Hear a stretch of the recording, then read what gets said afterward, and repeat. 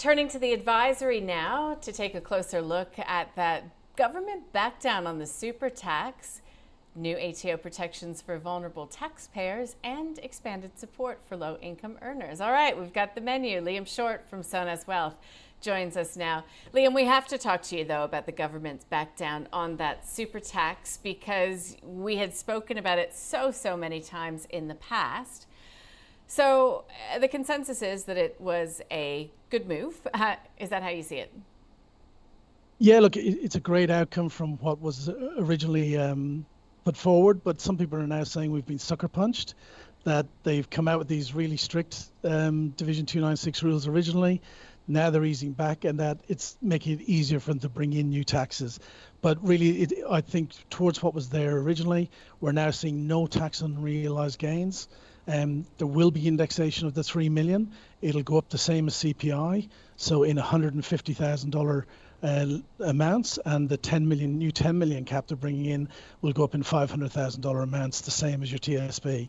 The start day has been delayed, so we're already into 4 months into 2026 financial year, so it's really good that it's not going to start to the 1st of July 2026 now. And the latest is that the tax on capital gains on assets for this Division 296 will only be on the growth in the asset after 1st of July 2026 that's realised. That counterpunch, though, is that there is now that new extra tax on balances over 10 million as well. Okay, so I know that you had told clients not to make any dramatic moves because it was not ratified and was not set in stone. So does anybody, in your opinion, have to sort of go back to what they've done, or if any changes that they've made, and sort of have another look and make sure that they're working to the best advantage?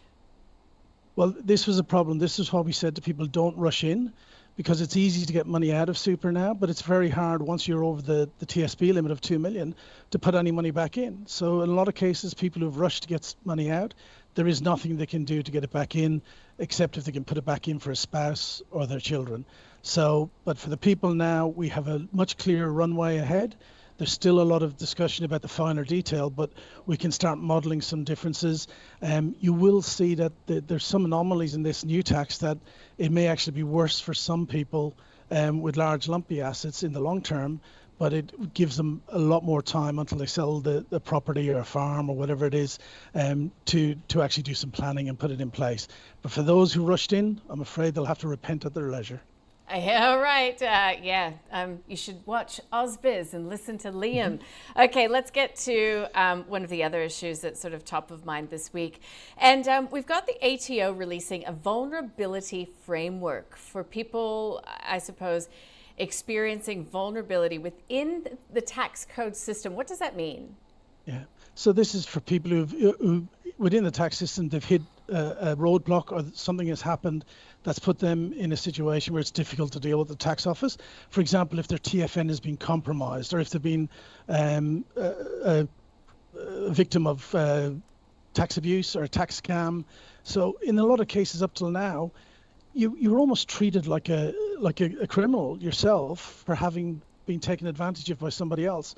So what the ATO is doing now is bringing in this new vulnerability framework, where they're going to look at people's circumstances. They've got 6 guidelines that they're going to look at under, and they're going to make sure that they're thinking of the person's position and how they interact with the ATO, so that the average person is not disadvantaged because somebody is taking advantage of them, or the tax system has gone against them in some small way, or especially where we're seeing where the tax file number is compromised.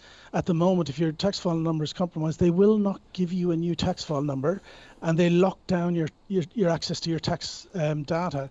So every time you need to do something, you have to phone them up, get them to open it for a couple of days, and then hope that you get the work done within a couple of days before they lock it down again. So this is a great move to say, look, we're going to work with people as people, not as numbers, and that they're actually putting a framework in place that advisors, tax partners, advocates can actually work with them to take care of the public. Okay, great. Now, on to another issue, and that is LISTO. So LISTO was also included in that rejigging of that Division 296. 296, yeah. Are we even calling it 296 still? It still is at the moment. Okay, all So right. it's the better targeted superannuation is the official Well, that's talk at the catchy, moment. isn't it? Yeah. So what about the Um, LISTO changes? What will that mean? Yeah, so LISTO, this was brought in to try and get the Greens on board by saying, look, if we're going to do this for the higher balance members and step back a little bit, we're going to give something to the people on lower incomes. The LISTO is the low income superannuation tax offset. So it just ensures that people on a low income, up to now it's been up to 37,000, that they get a refund of their 15% contributions tax. So it means that, that the money they put into super is not treated differently to what they have outside. The beauty of it is now, and the problem was it had been stuck at this level of $500 rebate based on a maximum of 37,000 income limit. That had been stuck there for a number of years. Now they're going to, and the bracket creep had got in, had come into effect. So now they're moving that limit up to 45,000. So that means that the LISTO payment will now rise from a maximum of 500,000 up to 810. Okay, so it's just a nice move. That means that people are not losing out, especially because the superannuation guarantee had gone from 9% to 12%. This will affect over 770,000 taxpayers once it starts on the 1st of July 27. So I think it's a good move. It's a good offset between what they're doing on the Division 296 and also taking care of the lower income members as well. Got it. And so just to wrap it up with you, Liam, ASIC is clamping down on the advisors that were reporting UCG, Shield, and First Guardian. So, I mean, it's kind of sad when a few bad apples sort of spoil the lot, right? It is, but we want to see those people actually, have some effects of their bad work.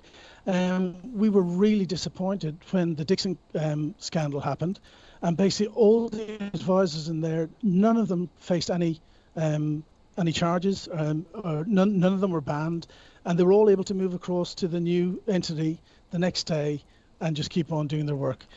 With the UGC scandal, the Shield Master Trust and the First Guardian, these were much more around really bad advice into bad products. So finally, we're seeing that ASIC is now clamping down on the individual advisors that did give the wrong advice, but also they're clamping down on the providers and the platforms, and they're having to fund a lot of compensation for the people who've been scammed. But it needs to be across the board. We need to make sure that when advisors do the wrong thing, that they are clamped down on and they don't just get a free ride.